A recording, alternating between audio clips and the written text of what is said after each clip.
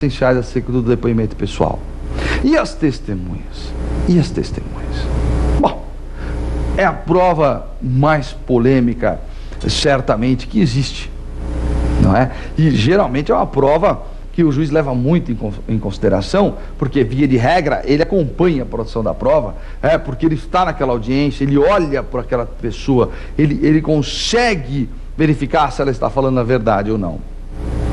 Quem pode ser testemunha? Qualquer pessoa. Qualquer pessoa pode ser testemunha, com algumas exceções. Quais são as exceções? O incapaz, o impedido e o suspeito. O incapaz, o impedido e o suspeito não podem ser testemunhas.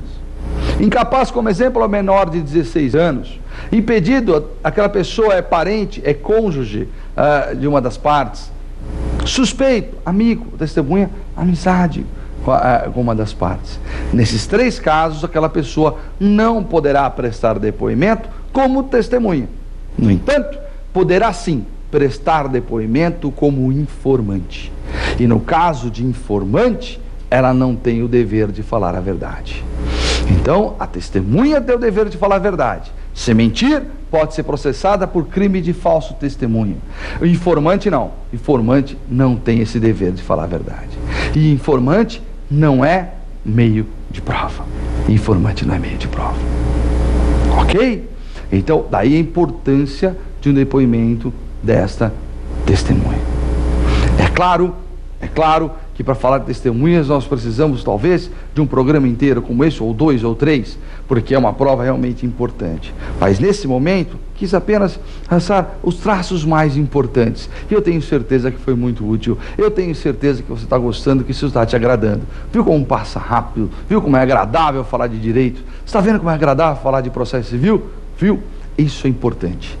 Goste de processo civil, estude processo civil, que ele é fundamental nas nossas carreiras e ele é fundamental no nosso dia a dia. Não vai embora não, aguarda um pouquinho, que nós já vamos daqui a pouquinho para o nosso segundo bloco. Pergunte ao professor. Conto com você, até daqui a pouco.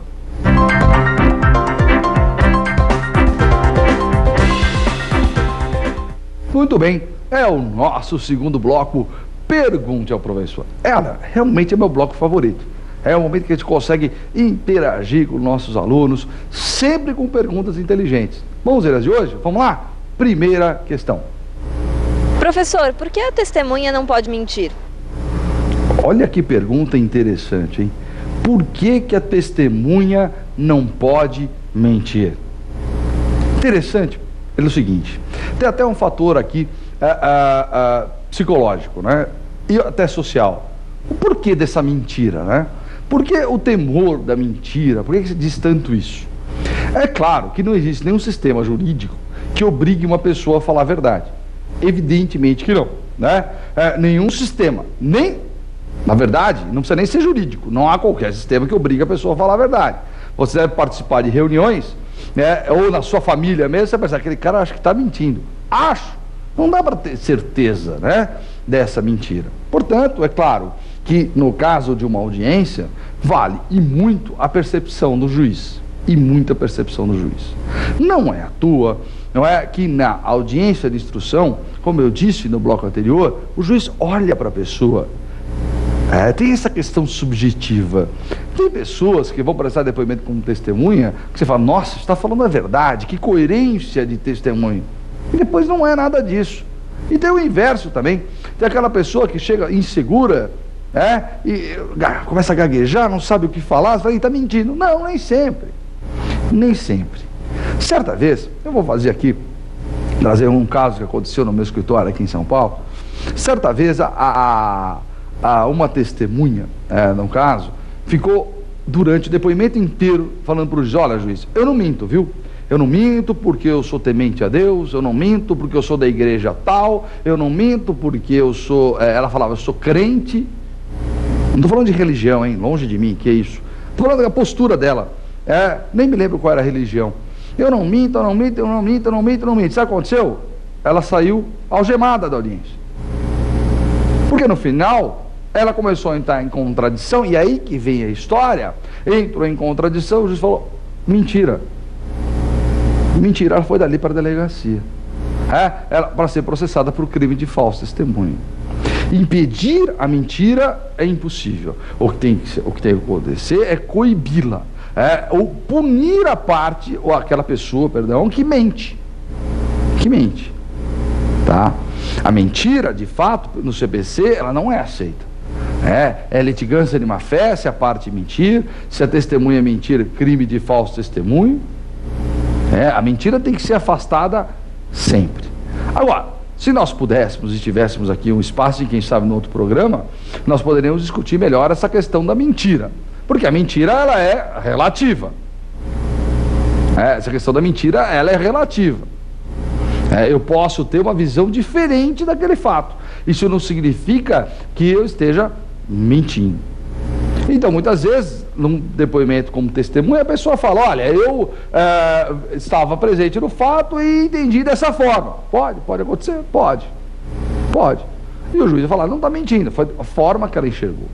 Portanto, gente, a presença do juiz, a presença que eu digo não física, mas a atuação do juiz dentro de uma audiência, ela é de fundamental importância. É o juiz que vai perceber isso. É claro que o advogado da parte contrária deve estar atento a esta situação, porque ele pode muito bem provocar o juiz. Excelência, mentira, não é verdade, não corresponde à realidade dos fatos, e o juiz deve, a partir daí, apurar essa situação. O que não é possível é se verificar a mentira após o depoimento. Imagine que encerrou a audiência de instrução e vem alguém falar, aquela pessoa mentiu. Olha, aquela pessoa mentiu. Bom, a partir do momento que já houve depoimento e o juiz não percebeu, não há o que se fazer. Por outro lado, se o juiz determinar a intimação do Ministério Público para que haja o processo de falso testemunho, processo criminal, aquela pessoa pode sim se eximir do crime desde que ela se retrate. A retratação é um instituto possível dentro dessa situação da testemunha. Aquela pessoa vem, claro, por escrito, ela mesma assina, não é o advogado, e se retrata, diz, olha, não foi bem aquela minha colocação, não foi isso que eu quis dizer, e aí não há mais crime de falso testemunho. Lembrando que aquele que vai prestar depoimento como testemunha, antes de iniciar o seu depoimento, ele vai o quê? Prestar o compromisso de falar a verdade. Ele tem o compromisso de falar a verdade. Ele presta esse compromisso. Ele é advertido pelo juiz que se ele não falar a verdade, ele poderá ser processado por crime de falso testemunho. Você fala, mas isso é uma formalidade que é inútil. Não é. Se porventura o juiz não advertir aquela pessoa de que ela tem que falar a verdade, se não houver essa advertência e já começar o depoimento, o juiz não poderá processá-la por crime de falso testemunho. Olha que interessante. E aí vem, não é, a capacidade do advogado na audiência. É o advogado que vai verificar isso. Excelência, não pode processar, não foi advertido. E tem que tomar cuidado com isso, porque geralmente nas atas da audiência, isso já é padrão, já fica lá. E aí mesmo que não haja advertência, consta na ata. Opa, o advogado deve ficar atento a tudo isso. Tá? Então, é muito importante, é interessante estudar essa questão da mentira dentro de um processo. É um estudo, inclusive, fantástico, no sentido que você fica entusiasmado. Quantas coisas a gente pode aprender com isso. Ok? Agora, nós vamos à nossa segunda pergunta. Vamos lá? Vamos? Acompanhe comigo. Professor, o juiz pode indeferir perguntas feitas pelos advogados às testemunhas? Por quê? Será que o juiz pode indeferir? Essa pergunta é muito interessante, hein? Será que o juiz pode indeferir perguntas que os advogados fazem com relação às testemunhas? Será que o juiz tem esse poder? Eu não entendi. Como é que funciona isso? Numa audiência, o advogado, cível, o advogado, ele não faz a pergunta diretamente para a testemunha. Não. O advogado tem que formular a pergunta para o juiz. E o juiz reproduz essa pergunta. É o juiz que reproduz essa pergunta. Então, o juiz, para a gente entender, ele faz uma espécie de filtro. Ele vai filtrar as perguntas que ele acha que são pertinentes e as perguntas que ele acha que não são pertinentes. Se ele entender que ela não é, que aquela pergunta